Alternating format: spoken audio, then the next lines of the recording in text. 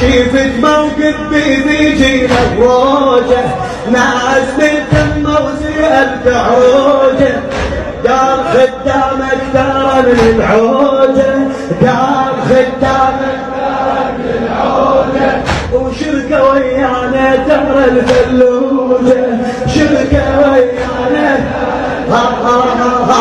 عجل يابا تغدى، عجل يابا تغدى، اخو عشقريته فرشنا سفره وحده، انا وياه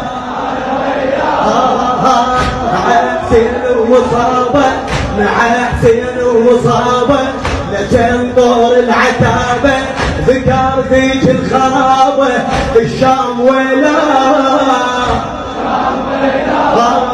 وحسين اكبر مساله هاي بالله كربله، جاي يفضل على الجرب الشرق الاوسط والغرب، حيهم واحد كربله عاجل واحد يلا.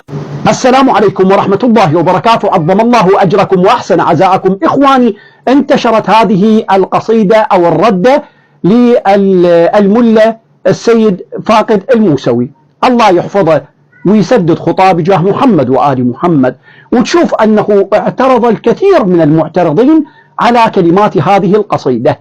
هاي القصيدة التي تدعو إلى الألفة بين الأخوة السنة والشيعة، بين الأخوة بالغربية والجنوب، بين الأخوة أبناء الفلوجة وأبناء باقي المحافظات الجنوبية الشيعية. إخواني، والله من أفضل ما سمعت في هذه السنة هاي القصيدة، رغم الردود المسيئة لهذه القصيدة ولصاحب هذه القصيدة. إخواني، احنا بحاجة، خلي بالك يمي، بحاجة إلى أن نوحد القلوب ونوحد الصفوف، وأن ننبذ الطائفية، وأن ننبذ الأضغان والأحقاد. احنا مو نضل دائما مشلبين بأيام الطائفية ونمنع سيد فاقد وأمثال سيد فاقد الله يرضى عليه أنه يعيد تلك الصفوف أو تلك المياه إلى مجاريها. احنا أخوة إن شاء الله، احنا أخوة، والاختلاف بالرأي لا يفسد لا يفسد من الود قضية، مثل ما يقولون، ما يفسد الود إن شاء الله.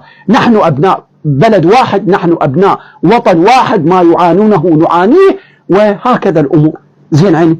وعندما صارت صفحات التحرير وحركات التحرير تكاتف السني مع الشيعي والمسيحي مع المسلم والمسلم مع الصابئي والصابئي مع وهكذا، حتى تحررت هذه البلاد وأنقذت العباد.